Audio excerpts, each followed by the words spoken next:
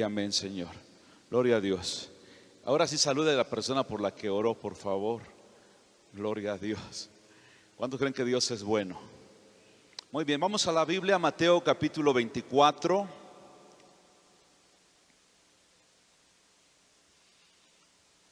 San Mateo 24. Vamos a leer el verso 1 y 2. Aparecerá también en las pantallas.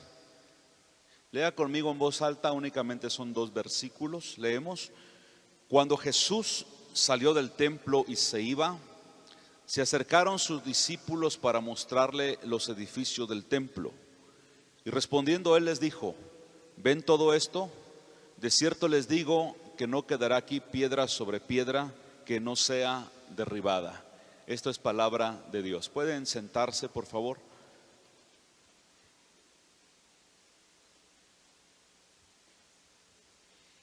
En la lectura y la interpretación de Mateo 24, Mateo 25, hay mucha controversia entre los teólogos. Algunos dicen que Mateo 24 no tiene nada que ver con la iglesia, solamente con Israel.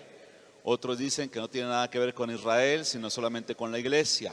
La verdad, hermanos, es de que Mateo 24 hay porciones que tienen que ver con Israel únicamente, y hay porciones que tienen que ver con la iglesia y los acontecimientos del último tiempo. En este capítulo 24, los discípulos, note usted que no fueron, porque cuando habla de los apóstoles solamente son 12 que andaban con él, pero cuando habla de los discípulos, aunque los apóstoles también eran discípulos, pero se entiende que eran alumnos, eran más gente que le estaba siguiendo. La gran pregunta hoy que todo el mundo se hace es: ¿qué tiempo tarda el fin del mundo? ¿Qué tiempo faltará ya para el fin del mundo? Es una pregunta que en la mente de todos está. Yo recuerdo que desde niño escuchaba, decían: ya, esto es el fin del mundo. Creo que, si no mal recuerdo, porque yo todavía era un niño, aunque no me lo crea, cuando explotó el volcán Chichonal, parece que fue en el 82. Sí, ¿verdad? ¿Cuántos vivieron la explosión del Chichonal?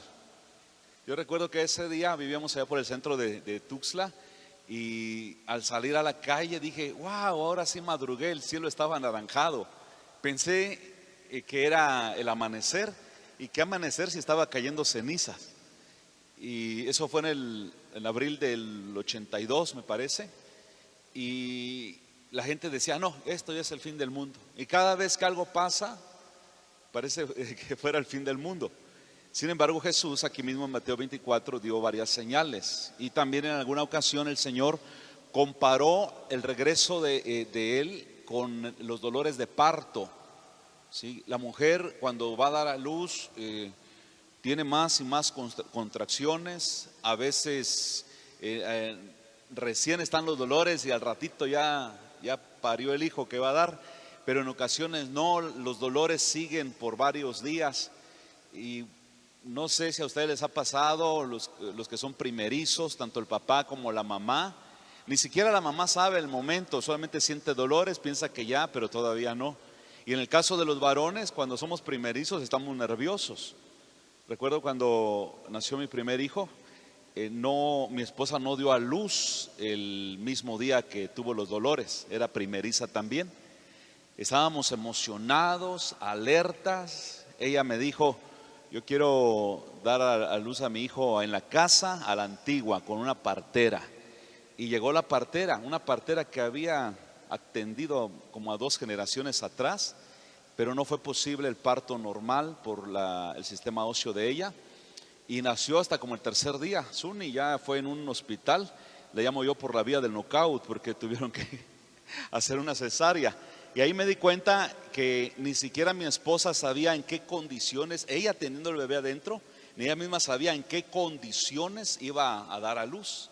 Y yo menos, yo nada más sabía que iba a haber bebé.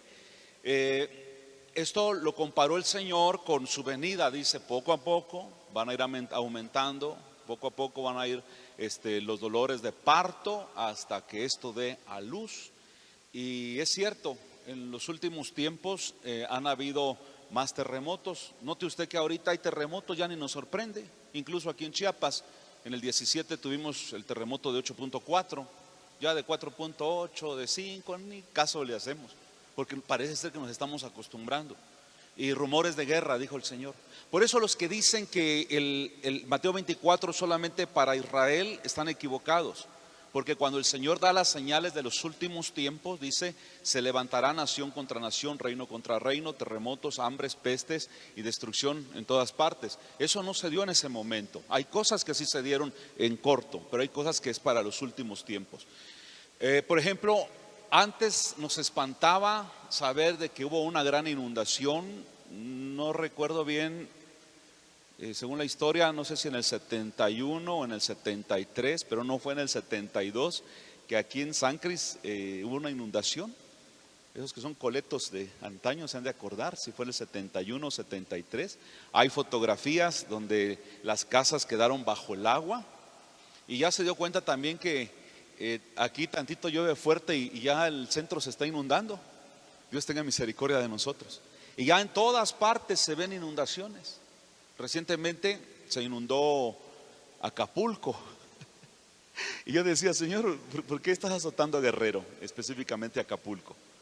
Y yo decía, ¿será porque hay mucho pecado ahí en esa costa? Pero en Cancún están igual o peor, y ahí están tranquilos. Y me acordé lo que el Señor dijo, que cuando alguien le dijo, ¿sabes qué, Señor? Por allá Herodes asesinó a unos judíos y la sangre de ellos lo revolvió con la sangre de sus sacrificios. Y por allá la torre de Siloé cayó y mató a 18.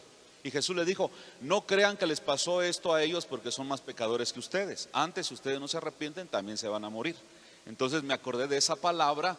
Mire, donde en todas partes hay inundaciones, ya parece el pan de todos los días. Cuando no debe llover, llueve, y donde llovía moderadamente ya no llueve y hay inundaciones.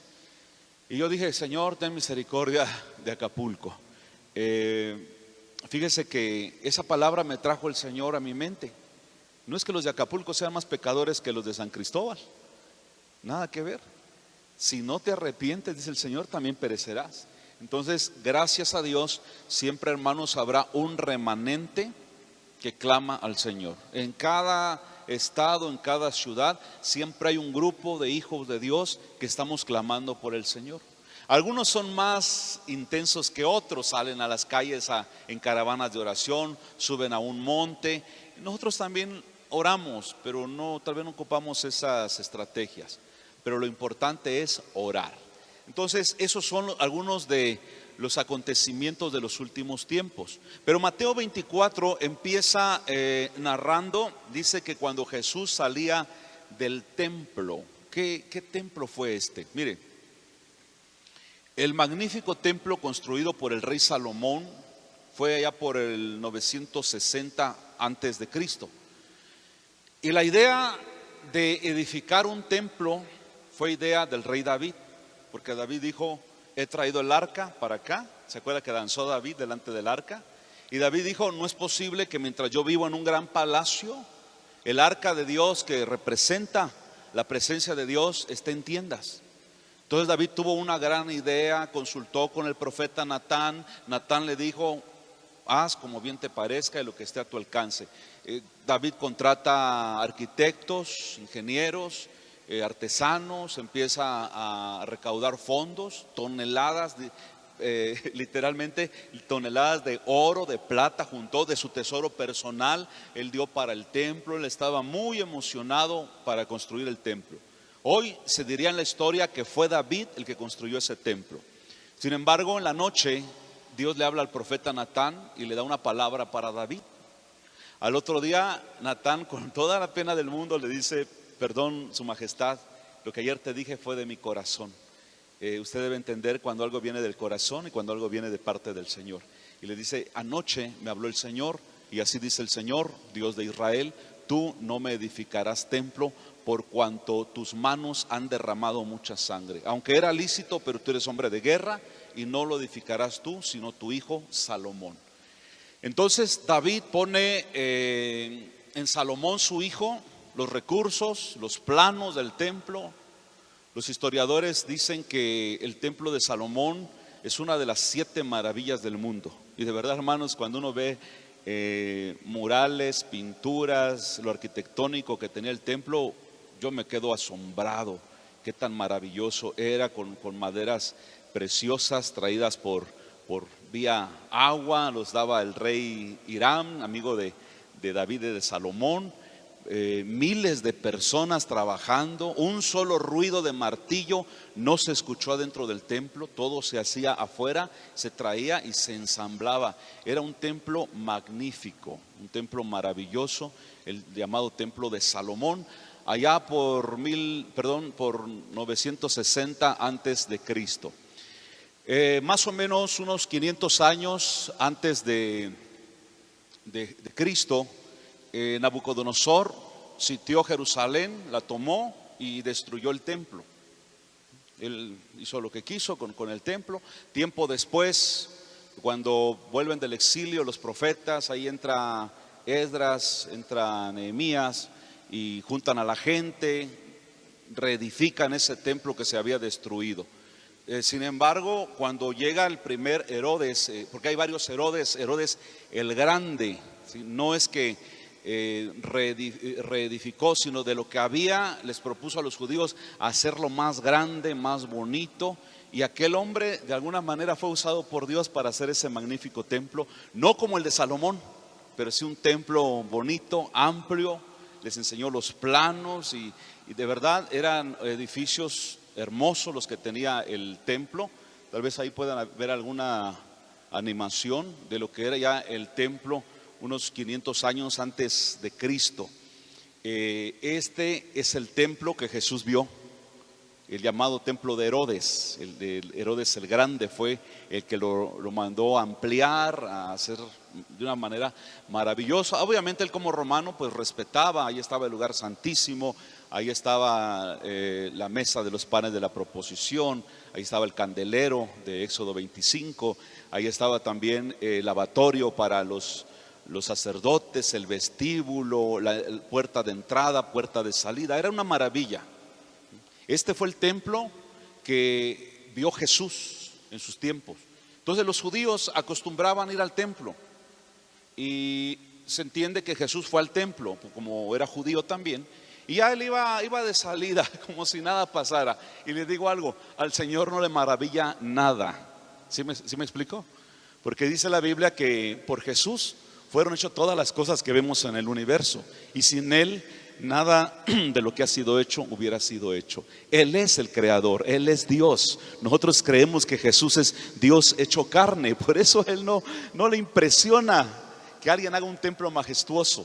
Por eso la Biblia dice claramente que Dios no habita en templo hecho por manos humanas, porque cuando un ser humano se convierte a Cristo, viene a ser templo del Espíritu Santo de Dios. Si usted es cristiano, usted es un templo magnífico y no hecho por manos humanas.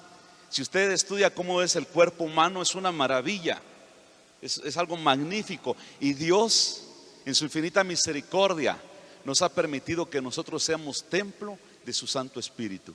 ¿Se alegra usted por eso? ¿O se pone usted triste, como diciendo, ay, solo porque soy templo, si no me fuera yo al mundo un rato? Pues la Biblia dice que por tener el Espíritu Santo, el Espíritu te anhela celosamente, porque tú ya no eres cualquiera, tú te conviertes por la fe en un hijo o en una hija del Dios viviente. Qué maravilloso. Entonces Jesús ya va de salida, no le impresiona nada, y de pronto sus discípulos lo paran. Dice, Señor, vemos que vas como si nada. Mira estos edificios, mira estas piedras, estas canteras. Mira, Señor, la magnífica arquitectura. No te maravillas, porque el Señor como si nada, Él nada más llegó al templo. Y el Señor les dice, ¿ven todo esto que ustedes admiran? Y el Señor suelta una profecía tremenda. De cierto les digo, escuchen bien, hermanos, porque en Mateo 24:35 el Señor dijo, el cielo y la tierra pasará, es decir, dejarán de existir, pero mi palabra no pasará. Cuando la boca de Dios ha dicho algo, se tiene que cumplir. Por eso nosotros tenemos mucho cuidado, porque hay mucho profeta de a peso y de a tostón, dijeran por ahí, que hablan de su propio corazón. Nosotros sí creemos en la profecía y creemos en los profetas, pero tenemos mucho cuidado porque cada profecía oral tiene que resistir un examen bíblico. Aprenda eso. Ahora, cuando Él se dirige al templo, dice: todo esto que para ustedes es hermoso, ven estas piedras, no quedará piedra sobre piedra. Los discípulos, por mucho respeto que le tenían a Jesús, no se ve que le hayan contradicho, sino que le creyeron. Pero le digo algo: si una persona escéptica que no creía en Señor, cualquier fariseo que hubiera estado por ahí, hubiera escuchado esto, se hubiera reído. Porque en los evangelios se da un dato. Dice que ese templo llevó 46 años construirlo. Algunos historiadores dicen que llevó 80 años, pero lo bíblico es que le dijeron: ¿cómo? En 3 días tú levantas el templo que llevó 46 años. Y ellos no entendieron que Jesús no hablaba de ese templo, sino que hablaba de su cuerpo, que se iba a levantar al tercer día de entre los muertos. Ahora, ponga mucha atención en esto. Hoy más que nunca, si usted cree la palabra, pues hoy más que nunca tenemos que creer a lo que dice la Biblia. No sé si se ha dado cuenta que hoy, cuando uno abre la Biblia, y más si es el libro de Apocalipsis, parece que estamos leyendo el periódico del día. Muchas cosas ya están aconteciendo. Y esto del templo que habría de ser destruido se cumplió en el año 70. Hoy en día, tal vez usted ha visto por los medios, hay un muro, no es muy largo, pero es un muro de unas piedras ásperas que se le llama el Muro de los Lamentos allá en Jerusalén. La tradición judía dice que cuando el templo fue destruido, una nube reposó sobre ese muro. Entonces, para ellos lo tomaron como que ese muro fue consagrado directamente por Dios. Pero atención, eso no lo dice la Biblia, es la tradición de los judíos. Por eso, si usted quiere ser cristiano, déjese de las tradiciones del mundo. Y ahorita que vienen los Halloween, deje de pedir calabacita tía y no se ande vistiendo de bruja aunque la cara la tenga. No ande ahí con que el 25 nació Jesús. Es pura basura del mundo, basura del diablo. ¿Sí me explico? Son tradiciones de los hombres. Colosenses 2:8 dice el apóstol Pablo: miren bien, ¿sí? No sea que los engañen con falsas tradiciones, sutilezas conforme a los hombres, rudimentos del mundo y no según Cristo, dice el apóstol Pablo. Hay mucha gente que todavía está atada a Roma, que todavía tiene en su mente el imperio romano. ¿Sí? Ay, es que el 24 Nochebuena, ¿quién te dijo? El 25 nace Jesús, ¿quién te dijo? ¿Sí? Y la calabacita tía, ¿quién te dijo? ¿Y que hay que celebrar a los muertos? ¿Quién te dijo? Si el Dios a quien nosotros servimos, le cantamos y lo adoramos, es Dios de vivos y no de muertos, dice la palabra. A Él sea la honra y la gloria. No tenemos por qué hacer algo que no es de acuerdo al Dios viviente. Entonces, fíjese que yo siempre he sospechado que el muro de los lamentos no es parte del templo. Y me he dedicado por muchos años a leer, a estudiar. ¿Y qué cree? Algunos creen que por lo menos es un muro de contención, probablemente, y que por tradición ahí llega uno. Les voy a confesar algo: hasta yo ya llegué a orar ahí en ese muro, porque ahí llegan los judíos. Fui también yo ahí oré, pero yo clamé al Dios que claman a ellos. Nada más que a ellos Dios no les contesta. ¿Me escuchó? A mí sí me contesta el Señor, porque ellos quieren tener al Padre, pero no tienen al Mesías, al Hijo. Y yo dije: yo tengo al Padre y tengo la puerta, que es Jesucristo, porque el único camino al Padre es nuestro Señor Jesucristo. Lo mismo pasa con todas las religiones del mundo. Los religiosos nos dicen a nosotros: los hermanitos de la religión. Y yo digo: no, los religiosos son ustedes. Porque por muchos medios quieren llegar a Dios, y la Biblia dice que solamente hay un camino y una puerta, que es nuestro Señor Jesucristo. Hoy lo van a conocer porque ni amén dicen, están así como: ¿será? ¿De veras? ¿Ya despertaron? Si no, tomen café. Bueno, dicen que los hombres tardamos más en despertar. Cristo vive para siempre. ¿Se da cuenta? Nosotros tenemos al Padre porque tenemos al Hijo. Jesús dijo: nadie puede venir al Padre si no es por mí. No es María, no es José, no es Pedro, no es tu abuelita que ya está en el cielo, no es nadie de ellos. Es a través de nuestro Señor Jesucristo, el único camino. Por eso cuando usted dice servimos a un Dios vivo, está mal, porque parece que hubieran otros dioses. No, servimos al Dios vivo. ¿Se da cuenta? Entonces, hoy en día los judíos van al muro de los lamentos y ahí lloran, claman, gimen por dos cosas principalmente. Porque quieren lo que se le llama teológicamente el tercer templo, y porque anhelan la venida del Mesías. Lo que ellos no saben, que sus antepasados crucificaron al Mesías en las afueras de Jerusalén hace 2000 años. Ellos no han aceptado a Cristo. Nosotros tenemos al Padre y tenemos también al Hijo. Bendito sea el nombre del Señor. Ahora, ¿por qué nos atrevemos, hermanos, a decir que tal vez el muro de los lamentos no pasa tal vez de ser un muro de contención? A ver si no nos lanzan una bomba de allá para acá solo por decir esto. Pero escuche, cuando el general Tito, con 4 legiones, unas 40,000 personas, 40,000 soldados, porque una legión tenía entre 5 y 6,000 soldados, y aparte tenía cada legión 4,000 hombres que los asistían para el alimento y todo ese rollo. Sitió a Jerusalén. Sitiar, ¿qué significa? Desviar el agua, no entran comestibles, no hay nada que comer. Pongan mucha atención a esto que le voy a platicar. Estos primeros 2 versículos de Mateo 24 se cumplieron ya. No había nada que comer. ¿Sabe qué hicieron los judíos? En su hambre comieron a sus propios hijos. Cuando se acabaron los hijos, más estaban bien gorditos, así ponchaditos, al mojo de ajo. ¿Qué más? Muchos historiadores coinciden que los judíos que estaban adentro en asedio agarraban sus sandalias que eran de cuero, una media limpiadita, y se lo comían. Algunos judíos valientes, osados, de alguna manera salieron a recoger hierbitas, porque era mejor comer hierbas que comer el cuero de la chancla o de la sandalia, como usted quiera llamarle. Y algunos fueron capturados, torturados terriblemente y finalmente asesinados.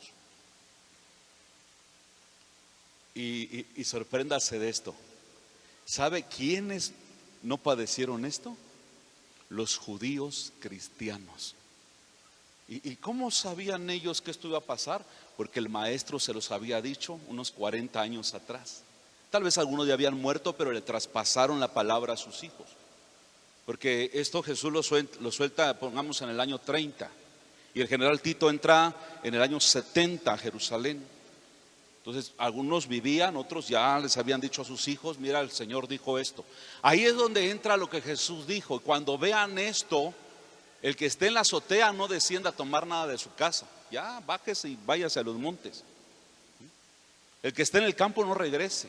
Y ay, dijo el Señor, pobres aquellas mujeres que en esos días estén embarazadas. Y habló de cierta tribulación para el pueblo judío. Entonces, le quiero recalcar esto, por favor. Los que no padecieron esto de comerse a sus hijos, de comer cuero de sus zapatos, fueron los judíos cristianos. ¿Por qué? Porque le obedecieron al Señor. Inmediatamente se fueron, escaparon, se fueron a otras naciones. ¿Esto qué nos indica? Hay mucha gente hoy en las iglesias, la mayoría de las iglesias solamente tenemos motivadores que te motivan, que saca el campeón que tienes adentro, que vas a recibir esto y aquello y lo otro, pero no están advirtiendo al pueblo de Dios que Cristo viene pronto y que tenemos nosotros todos los días que pedir a Dios misericordia, porque no sé ustedes, hermanos, pero a mí no me gustaría quedarme en la gran tribulación. Y si la tenemos que pasar, porque el Señor venga después, que Dios tenga misericordia de nosotros. Pero me impresiona mucho que los judíos cristianos que oyeron la profecía de Jesús, ellos ya no estaban en ese lugar. Eso me hace pensar a mí que si usted como cristiano, estudiante de la Biblia, le cree al Señor, cuando Cristo venga, usted se va con Él. Y cuando todas las cosas peores de las que vemos ahora en el mundo vengan a este mundo, usted y yo ya no estaremos. Mire, según los historiadores, existe el hombre, que más o menos unos 6,000 años. El hombre no es tan viejo como creen los científicos. La tierra sí es más antigua, pero el ser humano, su aparición en la tierra no tiene más de 6,000 años. Y escuche, en 6,000 años desde la caída de Adán y Eva, solamente 25 años el mundo ha tenido paz. Réstele de 6,000, 25 años, ¿cuántos años ha habido de guerras? Pero las últimas guerras, por ejemplo en el siglo pasado, en el siglo XX, la Primera y Segunda Guerra Mundial. Y se rumora y se habla de otra tercera, que será la Tercera Guerra Mundial. La profecía que Jesús dijo, por eso Él aclaró: el cielo y la tierra pasarán, pero mi palabra no pasará, dice el Señor. Se tiene que cumplir.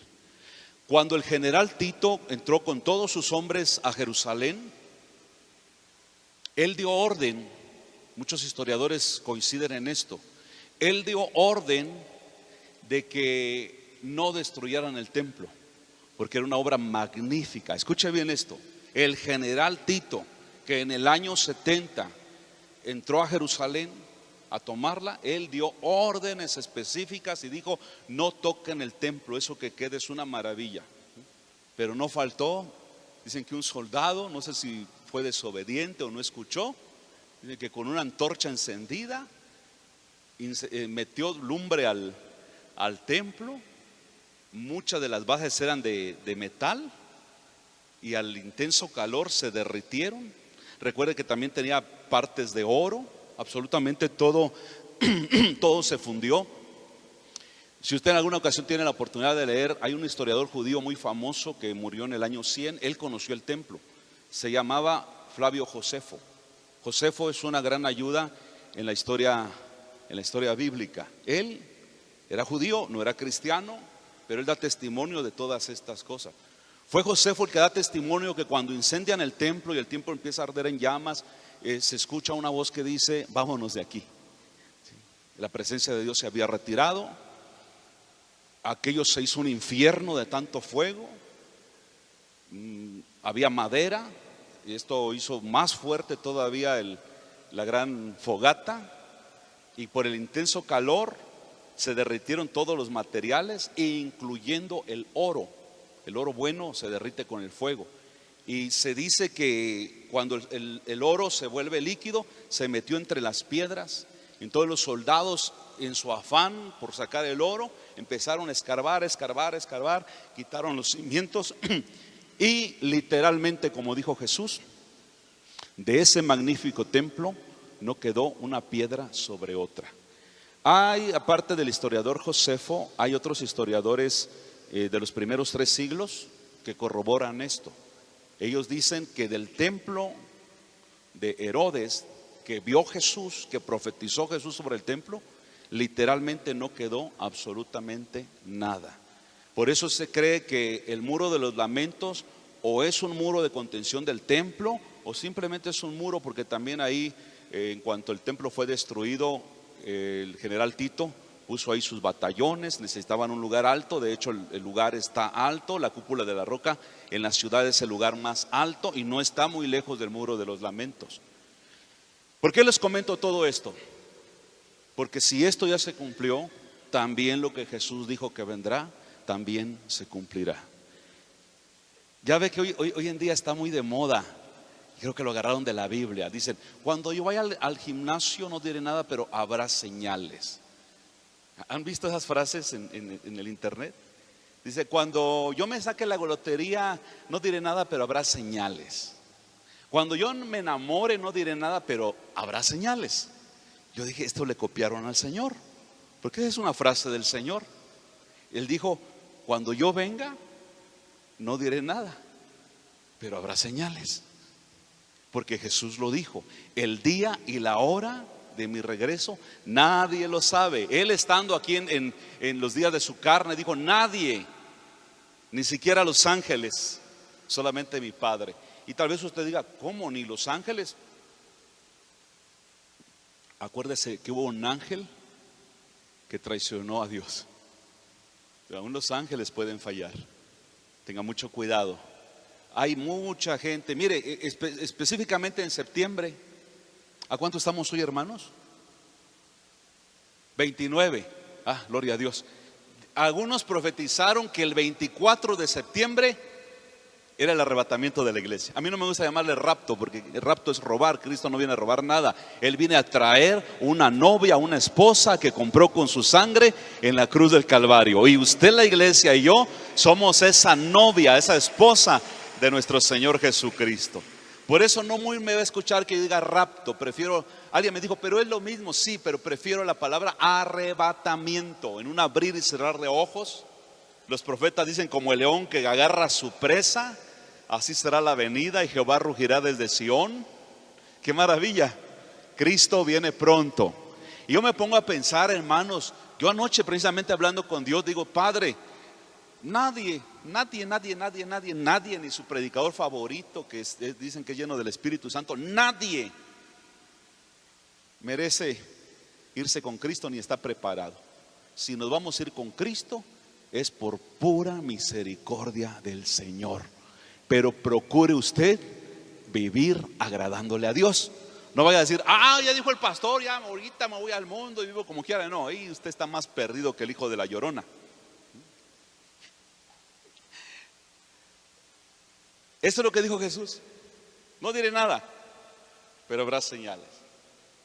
Ahora, díganme ustedes rápidamente, grítenme desde ahí: ¿qué señales dijo el Señor? Gracias por ayudarme. Pestes, como la acabamos de pasar. Hambre. Viruela símica. ¿Qué más? Guerras, rumores de guerra. Usted no tenga miedo. Jesús dijo: creéis en Dios, creed también en mí, dice el Señor. ¿Sabe por qué? Porque la Biblia dice que Jehová nuestro Dios reina sobre las naciones. Y nada va a pasar, nadie va a aplastar un botón nuclear, ni va a pasar nada hasta que Papá Dios lo diga en su plan profético. Por eso Jesús dijo: ¿creen en Dios? Amén. Pues crean también en mí. En la casa de mi Padre hay muchas moradas. Voy pues a preparar lugar. Algunos dicen que el Señor fue a hacer casa. No, de ahí ¿a dónde fue el Señor? A la cruz. Dice: voy pues a preparar lugar para ustedes, para que a través de mí puedan entrar al Padre, y para que entonces donde yo esté, ustedes también estén. Físicamente el Señor dio señales. Ya dijimos: terremotos, hambres, guerras, rumores de guerras. Espiritualmente también. Y dijo el Señor: será como en los días de Noé. Se estarán casándose y dándose en casamiento. Yo me pongo a pensar: ¿será malo casarse? No, siempre y cuando se case usted con una persona de distinto sexo al suyo. Pero porque el Señor dijo casándose y dándose en casamiento, eso no es malo. Lo malo es que hoy estamos como en los tiempos de Noé, como en los tiempos de Sodoma y Gomorra. Se casa hombre con hombre y mujer con mujer. Hace unos días un pastor me envió un video, me dice: mire, creo que esto pasó allá en Tapachula.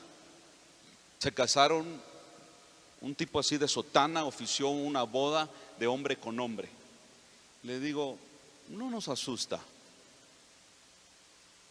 El primer casamiento homosexual de dos hombres en todo el estado de Chiapas fue aquí en San Cristóbal. Y sorpréndase, uno era hijo de pastor. Y cuando les preguntaron: oiga, ¿usted cree que Dios aprueba ese matrimonio? Dijo: de hecho nos conocimos en la iglesia. Y dije yo: ¿en qué iglesia se habrán conocido estos? ¿O qué les predicaban en la iglesia? Solo prosperidad, solo que nunca vas a pasar tribulación. Por eso, hermanos, aquí aunque yo les caiga gordo, yo predico lo que dice la palabra de Dios. Mire, le voy a decir una cosa. Si yo le caigo gordo, dígamelo para que me ponga a dieta. Pero usted hágale caso a la palabra de Dios y no se enoje con Dios. Y el pueblo de Dios dice amén, amén y amén. Acá siempre estamos recordando la palabra, que la Biblia claramente dice que Dios no aprueba el matrimonio en personas del mismo sexo. ¿Qué otra cosa? La apostasía. Hace poco vino un varón que atendimos, vino de otro estado. Él había sido pastor y el enemigo lo zarandeó duro. Gracias a Dios está vivo. Y yo le dije, oiga, y aquellos varones que mucho iban con usted a donde usted iba, que testificaron que Dios los sacó de la homosexualidad. Oiga, si a usted Dios lo sacó de la homosexualidad, sea usted bien hombrecito. Porque algunos, Dios me sacó de la homosexualidad. No, la Biblia dice que tanto los homosexuales como los afeminados no heredarán el reino de los cielos. Aunque no digan amén, aunque no seamos populares. Y yo le preguntaba a este hombre, oiga, ¿y qué pasó con esos muchachos? Unos tipos como de entre 28 y 32 años, hermanos ellos. Dice, ay pastor, ¿qué cree? Ahora adoran a la Santa Muerte. Y los dos ya se declararon abiertamente homosexuales. Tienen su pareja. Y le digo, ¿sabe cómo se llama eso? Se llama apostasía. Hay gente que cree que la apostasía es de gente cristiana que perdió su salvación y se fue al mundo. Hebreos lo dice claramente. Esta es la apostasía. Estaban con nosotros, ¿pero qué? Pero no eran de nosotros. Porque si hubieran sido de nosotros, habrían permanecido con nosotros. Y no habla de la gente que se cambia de iglesia, no habla de eso, porque finalmente pues todavía se congregan y de alguna manera tienen temor de Dios. Sino habla de gente que profesó supuestamente la fe en Cristo, pero sabe una cosa, nunca se convirtieron. Porque cuando el homosexual verdaderamente viene a Cristo, queda libre de ese demonio de homosexualidad. Porque si el Hijo te liberta, eres verdaderamente libre. Ese deseo que tenías de estar con una persona de tu mismo sexo, Dios te lo quita. Porque para Dios no hay nada imposible. Pero hay personas que vienen a la iglesia por la muchacha. Ay, hasta me bautizo si quieres, mamacita. Al infierno te vas a ir. No vengas por ninguna muchacha. No vengas por ningún muchacho. Peor si eres hombre. Aquí no hay maricas. Aquí solamente hay hijos de Dios. Hasta miedo les dio, les tiembla la carraca. Si tú vas a venir a la iglesia, ven a buscar a Cristo. No vengas a buscar a nadie, ni te fijes en nadie. La apostasía es esto, gente que tal vez fue al encuentro, tal vez incluso hasta sirvió y ahora están en el mundo y 7 pecados o 7 demonios peores les viene a su vida. ¿Qué pasó? Perdió su salvación, nunca la tuvo. ¿Sabe por qué le digo? Porque el que es salvo en Cristo, escuche bien, por eso Jesús dijo, el que persevere hasta el fin será salvo. Ah, ¿ya viste que persevera para ser salvo? No, ¿quién va a perseverar? El que es salvo. ¿Hasta cuándo? Hasta el fin. Yo les puedo testificar en 33 años de cristiano que no he pasado, pero no me importa nada, porque he puesto mi mirada en Jesús. El cristiano nacido de nuevo, convertido, no viene a buscar amigos, no viene a buscar al pastor, no viene a buscar un club familiar aquí en la iglesia, viene por Cristo. Tenga para comer o no, glorifica el nombre del Señor. Llueva y viene a la iglesia mojado, glorifica el nombre del Señor. Yo no sé de dónde sacaron un evangelio tan light, tan barato, que hay todo es sobrenatural. Sí, te chocan el carro, cierras tus ojos, clamas a Dios y como todo es sobrenatural, abres tus ojos y el carro ya está reparado. ¿Es así? No es cierto. Si chocas, cierras tus ojos y le dices a Dios: Padre, dame paciencia. Ya este carracol me chocó el carro. Abres tus ojos y dices: adelante, hay que repararlo. Enfrentas la situación. Que el Señor no te sanó, gloria a Dios, porque si vivimos es para Cristo y si morimos es para Cristo. Sea el nombre de Dios glorificado.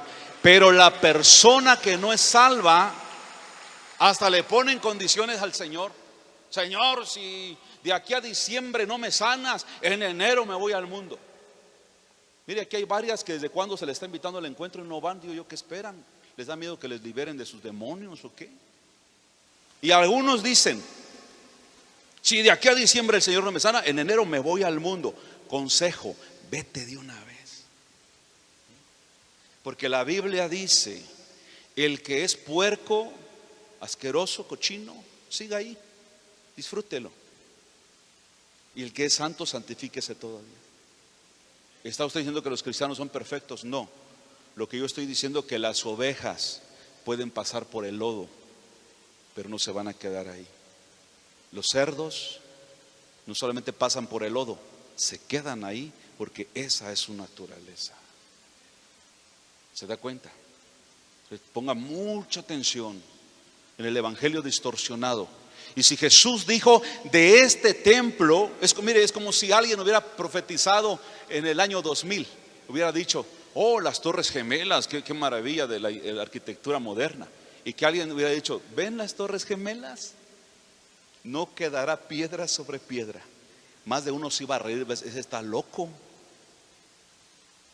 Las Torres Gemelas hoy son un recuerdo. Literal, no quedó nada. Algo así me recordó el templo. Mira qué templo, qué arquitectura, qué maravilloso. Jesús dice: no quedará piedra sobre piedra. Si lo hubiera oído un fariseo, un no cristiano, hubiera dicho: este está enfermo, está loco. Es más, hasta lo hubieran metido a la cárcel porque iban a decir que estaba contra el imperio romano.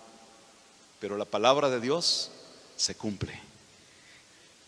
Un dato curioso: hay más profecías de la segunda venida de Cristo que de la primera. Y si de la primera venida se cumplió todo, ¿qué cree? De la segunda también se tiene que cumplir. Quiero invitarlo a que estemos de pie. Si alguien todavía no está a cuentas con el Señor y hoy quisiera entregar su vida a Cristo, este es el momento. Damos gracias al Señor. Yo a veces le pregunto: Padre, ¿estamos trabajando bien o quieres que yo haga otra cosa? Porque mire, con el sistema que tenemos de evangelismo, que son los encuentros, perdón, pero a nosotros sí nos ha funcionado. Hay vidas cambiadas. Cada testimonio que escuchamos aquí a mí me motiva como pastor a que sigamos adelante. Mire, ya por todo hay unas 180 servidoras ahora mismo en el encuentro. Estoy incluyendo a las cocineras y todo un equipo de veladores, de gente que está pendiente. Y sabe, fueron unas 142 al encuentro con nuestro Señor Jesucristo. Sabe, esto es un gran desgaste espiritual, emocional. Estamos orando, clamando que Dios toque, ministre cada una de estas mujeres, y que si Cristo viene, nos encuentre predicando el evangelio. Cierre sus ojos un momento. No juegues con Dios. Pidamos misericordia al Señor.